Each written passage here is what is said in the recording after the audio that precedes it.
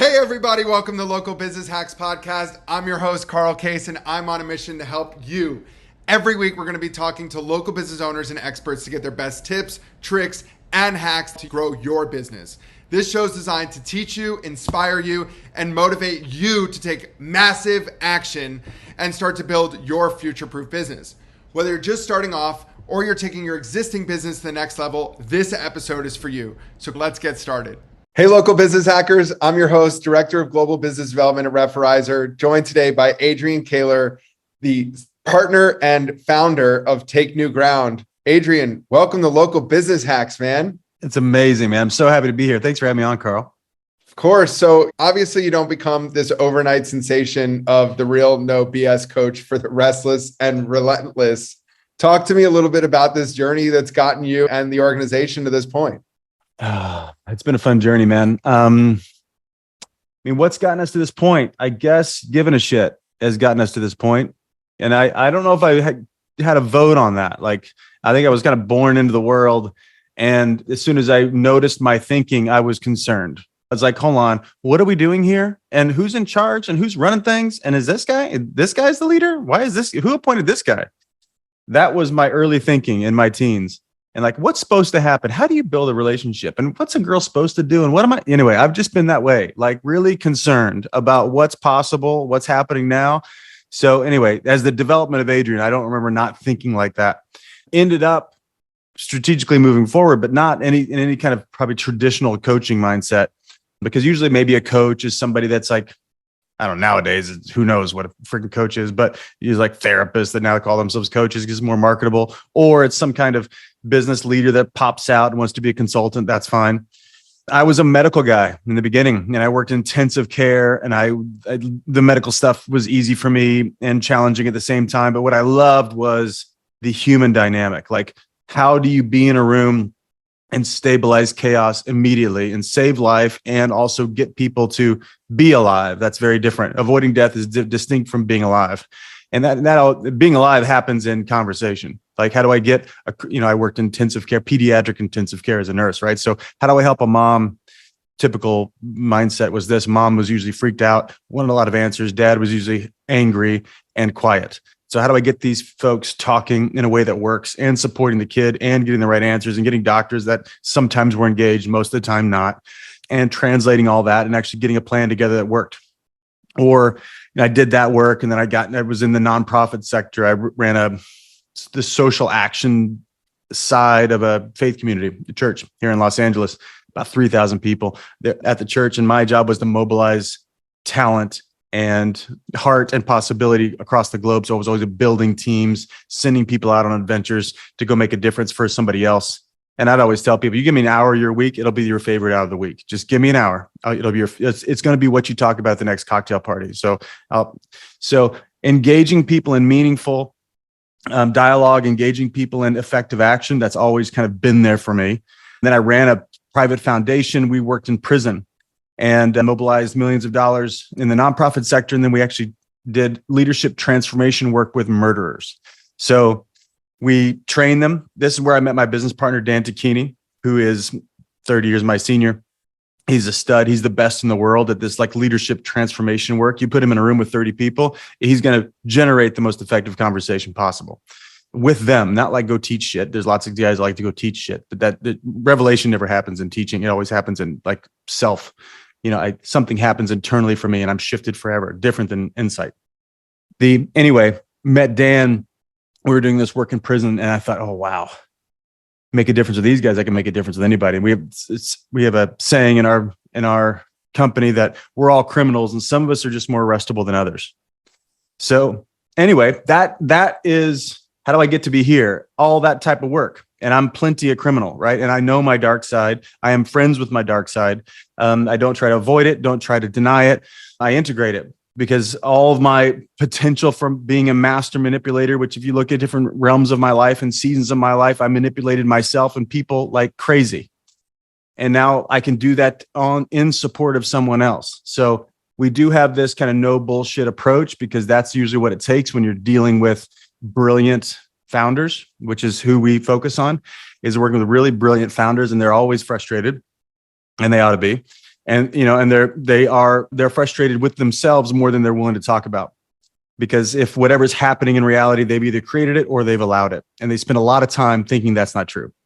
So it's the team, it's the market, blah, blah, blah. It's the strategy, all their bullshit, instead of like looking internally. So we aim at really unprecedented results, but that's always going to come out of how the team is teaming, where the conversation is. I warn every client that the conversations under the table are the ones that are running the companies. We're going to go straight under the table.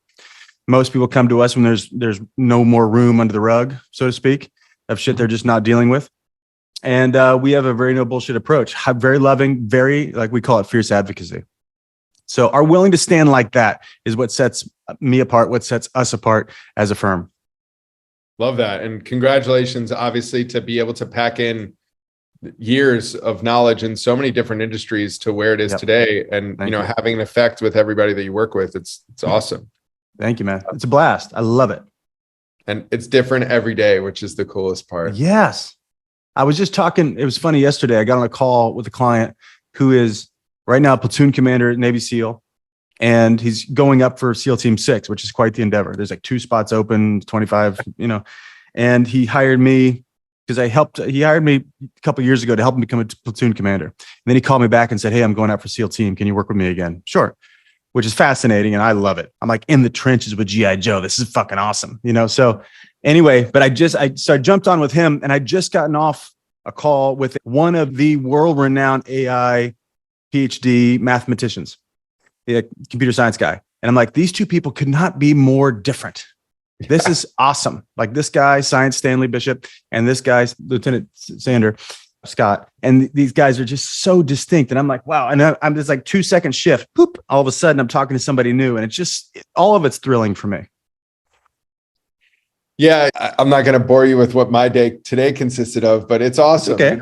Being able to jump from speaking to franchisors, then franchisees, then developers, and speaking internally. It's awesome. Never knowing what somebody's dealing with or how you're looked at as the problem or challenge solver. It's really exciting, and it's very rewarding, I would say also, which living a life of fulfillment is definitely a goal that I share. And I think everybody should. Everybody does. I mean, we're all looking for that. Some of us are just too scared to look for that. Yeah. Based on history, based on modeling around us, based on our own belief in ourselves. Like we don't think I can get over fill in the blank bullshit about myself. Like, so therefore Kierkegaard has this quote. The first time I heard it, it kicked me in the nuts pretty hard. It was, "Men find a level of despair that's tolerable and call that happiness." I would agree. I'm not that man though. And that's why. No, I can tell, man. Whenever we first met, I'm like, this guy's fucking alive. I like this guy. Yes. Yeah, I'm super thankful that I got to experience Mr. Tony Robbins about 5 years ago now. And that was definitely my awakening moment to understanding just truly how much every day is a gift, and being able to make a difference in people's and businesses all over the globe has been a passion now at Referrizer for 7 years, which is crazy to think about, but it's awesome. Amazing, man. Yeah. Adrian, I got a question for you. Obviously, people at this point in the podcast, we're less than 10 minutes in. And if they're anything like me, I'm excited to know, how can people get involved, take new ground? What's the best way to reach you, reach the site? Talk to me. Sure. Yeah. If you want to have any kind of exploratory conversation, hit me up. So ways to, if you want to go look and do some looking from a distance, go to takenewground.com. You'll see our vibe, right? We're pretty unapologetic about our brand and how we operate. And you'll see if you like it or not. And if you don't like it, that's great. There's lots of other types of companies out there. And don't work with me. You're going to hate me if you don't like our website. So anyway, go check that out. If you want to hear our thinking about things, of course, you can go to Instagram, adrian.k. You'll see some stuff there. We've got our own podcast called the Naked Leadership Podcast, which is where we talk about the real deal. What's it like to actually lead on the ground? We're not talking about theory. We're talking about what's it like between your ears when you're coming up against some of the challenges that are 100% will come. Everybody goes through certain leadership challenges. If you're going to be a leader, here it is. And there's certain ways in which we can approach that suck and don't work. And there's certain ways to approach it that open up possibilities for people. So we talk about that explicitly. So you go check out nakedleadership.com or go to YouTube. There's a Naked Leadership channel there. So if you've got a business and and anything's not working and it's not been working for a while, it's you. So If you don't, good thing is you have blind spots. Everybody listening has blind spots. I have blind spots, right? I don't know what I don't know, they say, right? So that's the good news. Good news. The hard fact is it's tough to do surgery on yourself, right? So, we all have this very self-flattering view of ourselves. We want to look good in our own eyes. That's part of survival, is looking good and feeling good and being right and being in control. Those are cardinal. They're not going anywhere. They are the weight of humanity. So if you want to go jump in and have an exploratory conversation, hit me up. We'll talk about it. I love people deeply. If you got a company, great. Let's have a conversation about that. I guarantee you there's more possible than you are harnessing right now. If you want to go do some personal work, we've got a training coming up called the Revenant Process, which is reinvention. And this isn't for a company. This is for anybody in public that it's similar to Tony's stuff. And of course, not on Tony's level or his expansion, because you're in 20,000 people in a room. This is 40 people in a room on purpose because it's hyper experiential, very hyper conversational, and it's breathtaking. It's really a boot camp for the soul, I call it, but it's really a personal leadership accelerant. So if you're in a place where you want something new to happen, you're desperate for it to happen, you can't wait, and you want to go do it with really brilliant, smart people that are hyper committed, you're going to love the Revenant Process. So you go to wearerevenant.com for that. Awesome. I'm taking it in, and I'm excited for anybody that does take action for their own self. Yeah, man. Life's too short, really. I don't know, man. I mean, we lost a member of our family this year. My business partner's grandson was tragically killed. Right. Like a tree fell through the house and crushed him, 2.5 years old. And that really made this year very distinct, obviously, tragic, obviously, but man, revitalizing. Like it brings meaning into view when you're in the midst of that type of suffering. And together as a team, we suffered deeply. And we just did a celebration of life for him a couple weeks ago. And anyway, we are really committed to making it count. So awesome. If you're listening and there's like any bit, if you're human, there's any bit of resignation in your body, my invite to you is don't settle for that shit. And you definitely cannot get to a new place on your own. You won't. Let alone why we hire consultants in the first place. And it's to pack in 20, 30, 40 years of expertise into a few minutes. And that's right why no one should be paying an idiot tax in today's day and age. It's 2023. Yeah. We have more data and more experts in our field that are accessible in a matter of seconds in our hands. So take advantage of people like Adrian. He's here to serve you. Yes. And amen. It's a beautiful thing. So transitioning a little bit off of your insane past and awesome expertise, let's talk about the purpose behind this podcast, which I think you're going to have some awesome content for. Full transparency, listeners, I have no idea what Adrian's about to share, but I'm excited.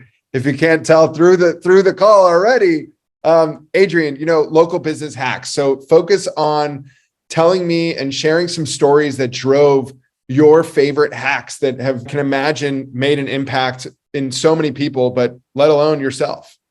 Yeah. I'm thinking through the hacks. To be honest with you, my work with folks usually doesn't fit in that domain.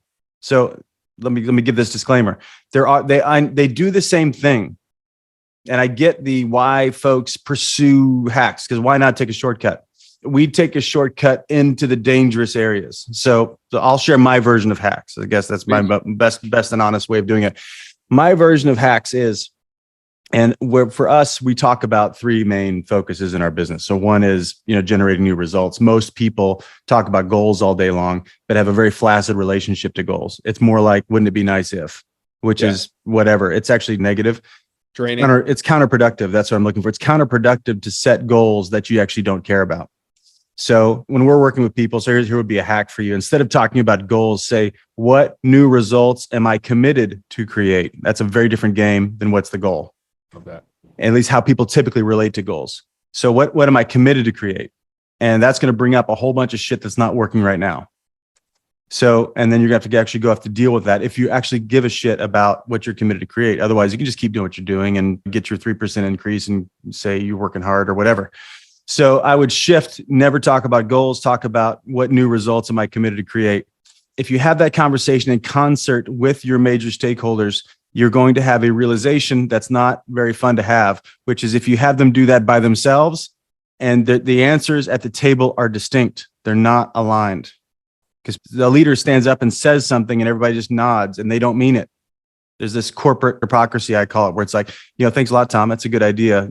Listeners can't tell. I'm flipping off Tom and I'm nodding my head, right? We don't really mean it. So I'd have people set out their own commitments privately first and then share what they created privately, because that's going to show the distinction in the room. And now you've got the real ball game happening, instead of people like acting like they care about the goal that the other person made for them.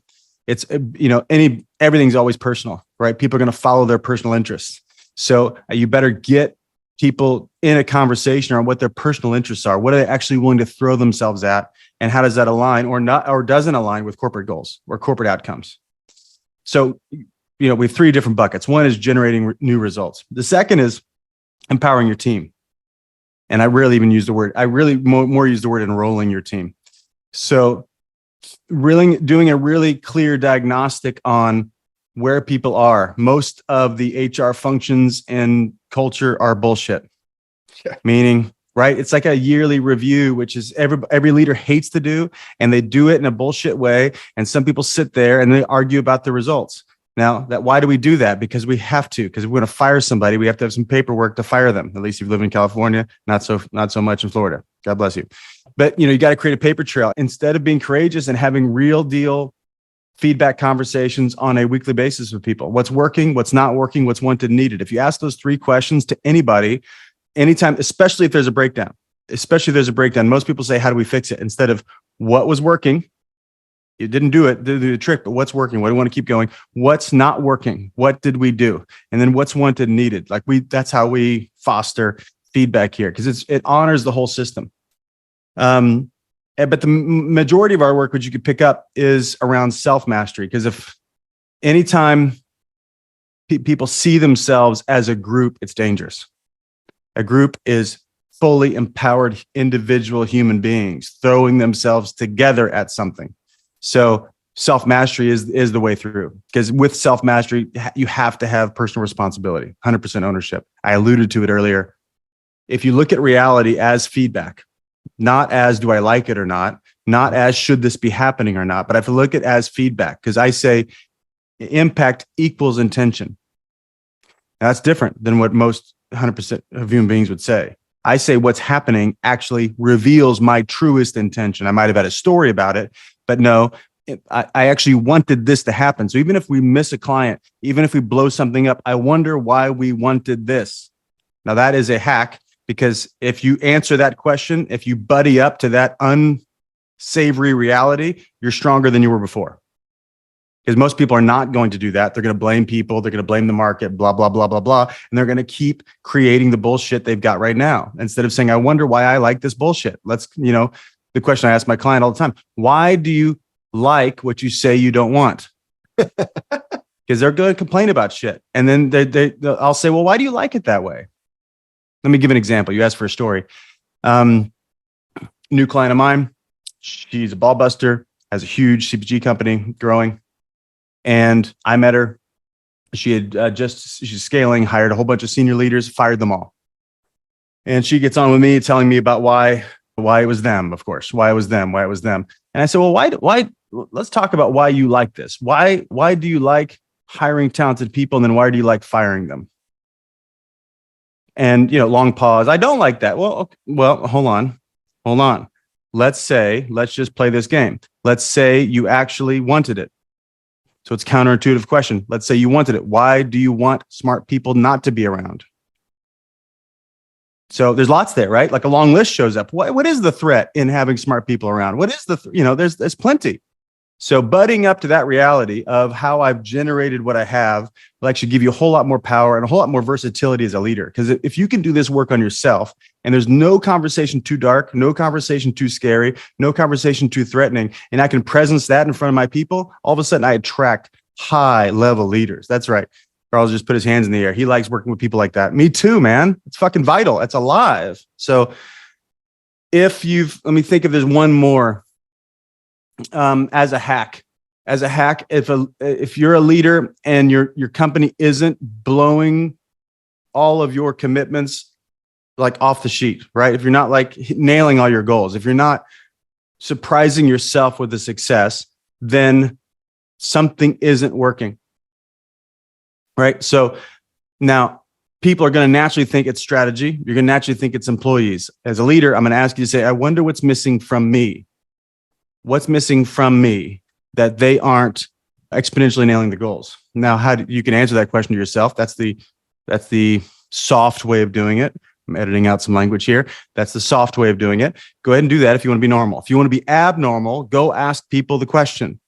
Say, hey, how am I doing as a leader? And I want you to tell me the truth. The only way to fail this is to only tell me good shit. I promise you, I will celebrate anything you tell me that helps me grow.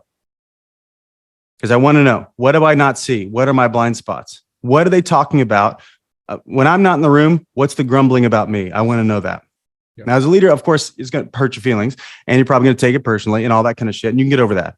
But like, that's the gift. And so if you go do that, the trust is going to go through the roof in the organization. You're going to keep your top end talent because top end talent wants that type of accountability from everybody because they know they're better than most people because they are. And they only stay in a place that's a high trust environment where people are stretching themselves beyond what's normal. You know, they really want to be superhuman. They really want to work with A+ people. And if there's not a conversation about how getting an A grade's not enough, they're going to go find some team that believes in that. I'm sitting here laughing because I just did this exercise very recently and was astounded at what I found. And when implementing where I didn't know there were gaps, what an awesome communication level that my team and I are now on. Isn't that awesome, man? If we stop being so damn precious about ourselves, it's like, oh, I want to make sure I look good in my own eyes. I mean, that's normal. That's human. But if that's a small game, that's playing not to lose. Like I've got this view of myself that I want to make sure it's intact. And if I'm living like that, I'm just so fucking fragile. And then I'm like justifying everything and blaming and all this kind of small game. That's playing to win, man. That's playing to win. I want to die on a daily basis. I want to learn something new on a daily basis where my ego dies and I get to reinvent every fucking day. That's alive. I had it happen at 7 a.m. this morning. And I was thanking my team and they're like, are you complimenting me? And I said, hell yeah, I'm complimenting you guys. You just brought me a whole new aspect and outlook to something that I was really ignorant on. So thank you. That's amazing. That's awesome. Yeah, it was sweet. I got to give two extra hacks or two softwares I use to help internally to what you were speaking on. For starters, at Referrizer, we do something called a retrospective every couple of weeks in our team where we pull out a random question or two and can really hone in on everybody's anonymous response. So we use a software called Parable. It's free. It's a free software to get the advice and group things with people. So I definitely recommend that. And then for those of you that are looking for the best way to gather advice on yourself, if you're not comfortable of having that conversation face-to-face, Typeform is a free software where you can send it out to people and get their feedback anonymously. So take advantage of what Adrian's saying. And I think second, it really opens up my next question, which I'm uber curious about, because what would you categorize your role today? Would you say you're a business consultant or strategist? Like, how would you categorize yourself? That's a good question. I don't know if you're categorizable, if I'm being honest, but I don't know if I am either. And it doesn't matter what I say anyway. People always have their own view anyway. So it doesn't really matter because, the impact of communication is in the listener, not in the speaker. Yeah. Like what they make up about it is you don't have any vote on that anyway. Anyway, caveat aside, we call ourselves a coaching and training and consulting firm. So we come in and do what's needed. This type of energy I have now, this is the non-negotiable. Like we're going to have the real convo and it's going to act like everything fucking matters. And we're going to be really gracious and really honest simultaneously, which is weird for people. Most people are either gracious or honest, and I'm doing both. And we're both diplomatic and really frank. So welcome to Life with Adrian. How do I categorize myself? I usually don't use the word consultant because I love consultants, right? So they serve a really unique purpose. I'm just not that guy, meaning I can create an environment where solutions naturally come to life, but I'm not let me come in and give you advice. And I could do that. There's just other guys that are better at that than me. Yeah. My reason, Adrian, for asking you that is I think that there's a lot of myths that exist with people. And truthfully, I feel that you and your service are very unique in this space, but unfortunately, I believe that you get tranched into a category where you're considered by some as a business consultant or strategist. So I guess my main question to you is, what are the myths that exist inside of working with you and working within your organization, and how do you combat those? Yeah. So that would be one myth. I guess one myth is, if the outside guy gives us a new solution, that's going to work. Right? Because if the thinking around the table created the shitstorm, anybody can come in and give a new solution. But if the thinking doesn't change, the new solution is going to become a shitstorm very soon. Because it's our beliefs that run our lives, right? Yep. So, and it's how people are oriented to themselves and oriented to other people, and what I'm making up about that actually drives all thinking, drives all decision, drives all action, drives all results. There is a direct line between beliefs and results, given enough time. So, I mean, one of the myths is I can do anything for them. And it would be great. It's better marketing. It's better marketing if I just said, I will solve your problem. And I know, listen, we're going to talk after this about Referrizer, because I know the platform that you guys serve that helps gives opportunity even, right? Like, you guys bring data, bring opportunity to the table. Now, somebody's got to be responsible to use that and use it well and use it honestly. And we could talk more about that. But, that's one of the myths, is that outside solutions can solve inside problems. And that's not the case. What's another myth is that there's either consulting, which is mechanistic typically and transactional, or there's therapy. And it's like, let's all talk about ourselves and talk about our feelings. Like, it's one camp or the other. And it's like, sometimes if I want to talk about that, you're asking me how I'm really doing. What are you, my therapist? No, I really give a shit about your impact and how you show up. Like, welcome to the fucking ballgame. Your presence is the environment, man. Like, you are culture leader. So you better get real about your attitude. So, like, the soft stuff, like, that would be another thing. Like, my conversation with people is really apologetically interpersonal, how we're talking to each other. How do we generate vision, which is a conversational game? How we solve conflict or don't solve conflict. That's always interpersonal, like 100% interpersonal, what I believe about myself and what I believe about other people. And if I'm skilled at that or not, and most leaders are not. Every founder that I work with, really great at casting vision, learning how to help people that are less talented than them operate at their level. That's a big deal. And that happens in conversation. So most people think that, I don't need the soft, or even the fact that they call it soft skills tells you what they think about it, right? Because soft isn't like a virtue. It's like, this soft. I don't know. Blah, blah, blah. That's why I call all this vital competencies. And it's not soft skills. These are vital competencies. You want life to happen? Learn how to talk to your people in a way that works. Learn how to talk to yourself in a way that works. There's not anybody that I work with that's not really hard on themselves. And they might not share that, but their arrogance tells me that. Yeah, I would agree. And I think that recently I've realized that some founders that I've gotten my hands on and have been able to drive results for have referred to other aspects of their business, or even their business, sometimes as little. And I think that's a word that needs to be removed from your vocabulary. If you're an entrepreneur, the word little should not exist. Right on. It's a racket, man. We'd call it a racket in my word. It's like a hiding place. So this is a little business, which sets up all types of license. That's the criminal side of it, right? As soon as I call it little, I get to then justify staying small instead of talking about my own cowardice, which people don't want to do. Yeah. So yeah, I'm with you on that. It's their way of setting up their world now to justify the lack of results later. Pretty human. But why don't we just say what it is? This is where we are right now, and get really clear about what's possible. It's why it's helpful to have somebody on the outside, because somebody on the outside that comes in doesn't buy all your bullshit. Right. We're not an inside person. So I'm not co-signing on how small it has to be in your 10% growth next year. Fuck, I'm saying 33% growth. Why are you right and I'm not right? We always tell people in our trainings, like when we do that thing called the Revenant, at some point in the first day, Dan or I will say to the group, at some point in the next 4 days, I'm going to be arguing for what's possible, and you're going to argue for your limitation. Which one of us do you want to be right? That's right. You want me to be right. I'm going to argue for what's possible for you. You're going to fight for your limitation, because your limitation is safe, and you get to stay in your little cave, and you get to complain about it, and people get to co-sign on it. And I'm saying, no, come on out of the cave. Come on, go ahead and die. It's okay. Let's get over it. You look like a fool. No problem. You need to look like a fool to be really successful. Every single person I know that has accomplished huge things integrates being a fool into their daily life.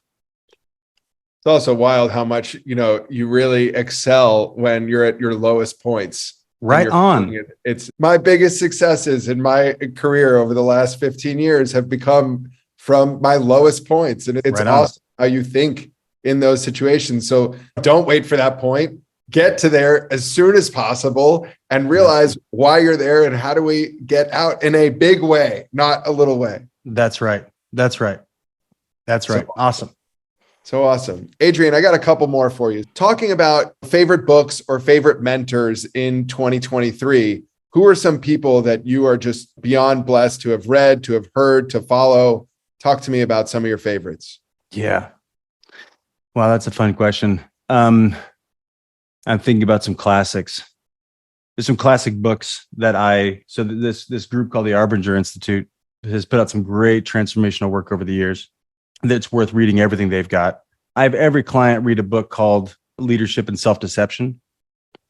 That's a phenomenal book if you want to get a hold of how you're fucking your life up. There's another phenomenal book. It's by a couple of Japanese authors, Kagogi, and I'm not going to remember the other guy's name.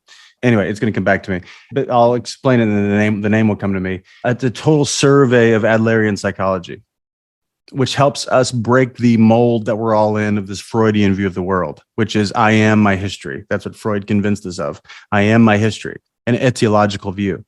It's something of being disliked is the name of the book. Anyway, if you type in disliked, it's going to show up on Amazon. And Adler said something else. And he was a contemporary of Freud at the time. And Adler said, I am my future. Right. It's a teleological view. I am my commitments, which is what we had talked. Right. So I am where I'm headed, not where I'm from. And isn't that fucking great news? But the other part is that, I am my history is such a fucking great racket. It justifies all the things you're talking about.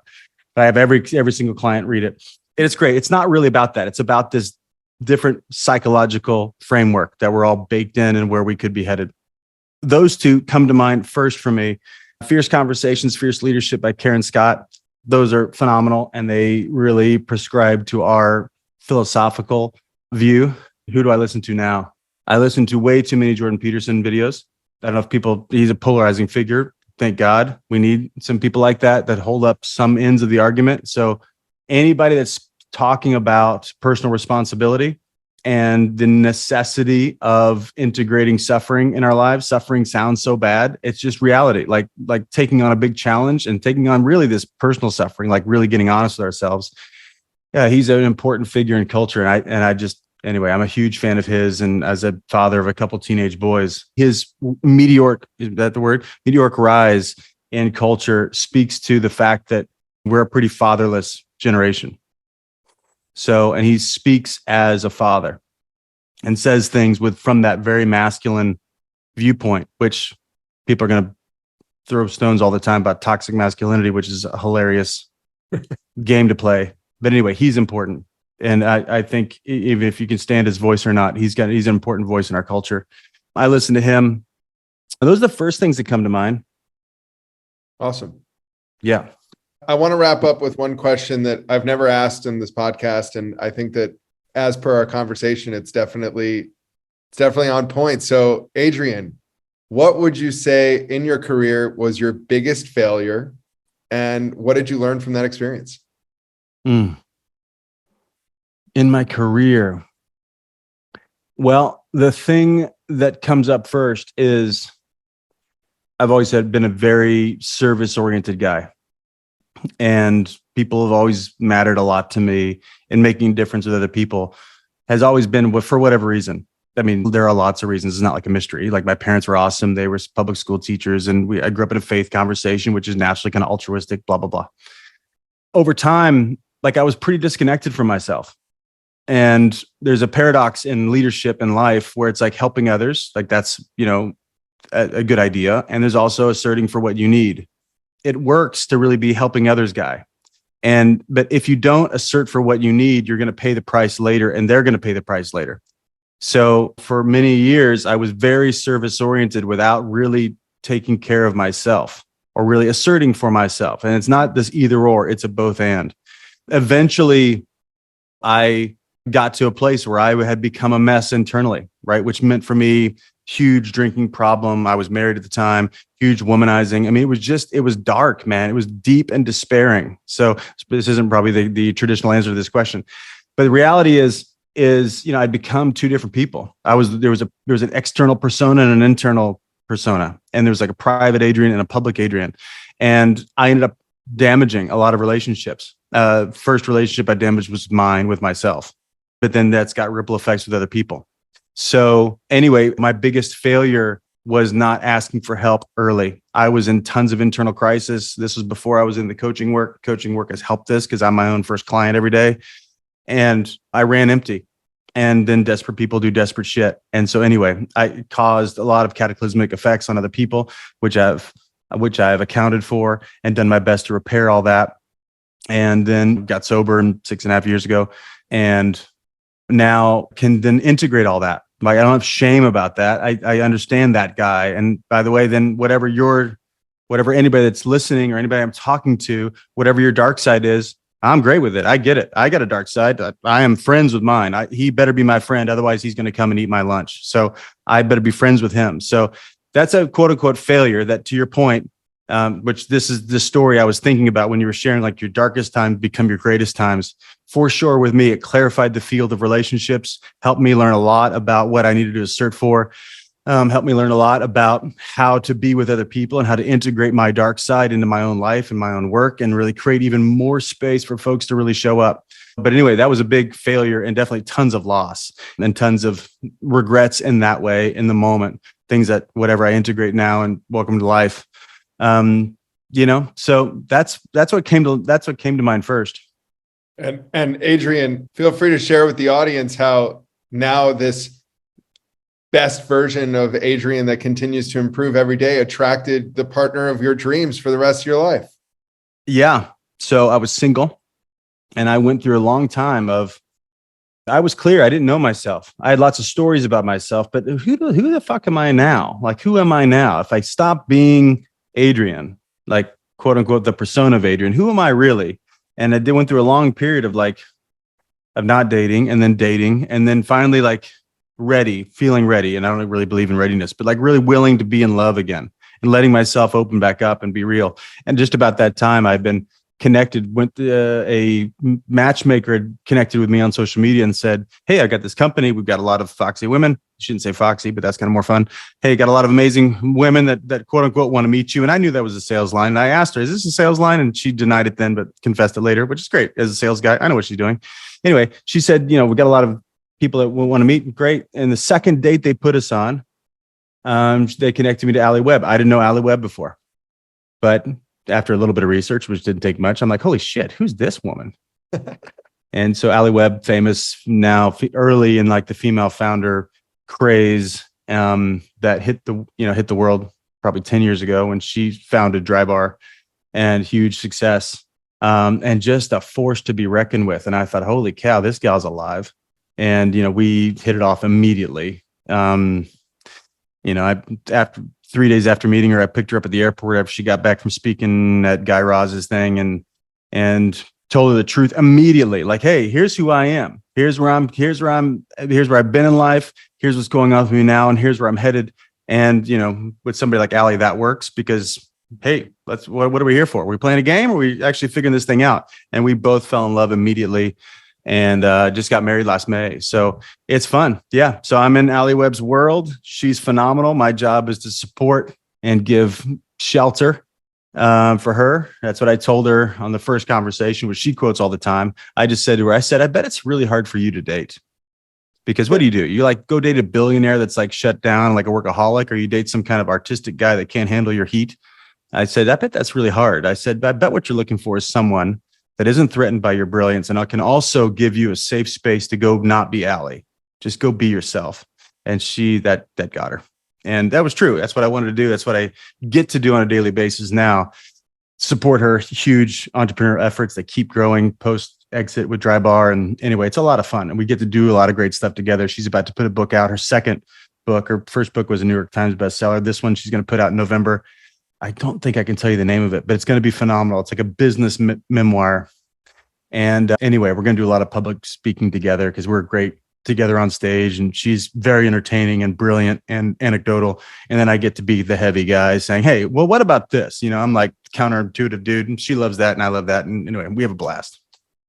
Adrian, I'm so proud of you, man, and proud of your journey and being able to come and talk so proudly of yourself, of where you were, where you are, where you're going. It's awesome to be in your circle, and I'm thankful for giving you a platform and being able to spend some time with you.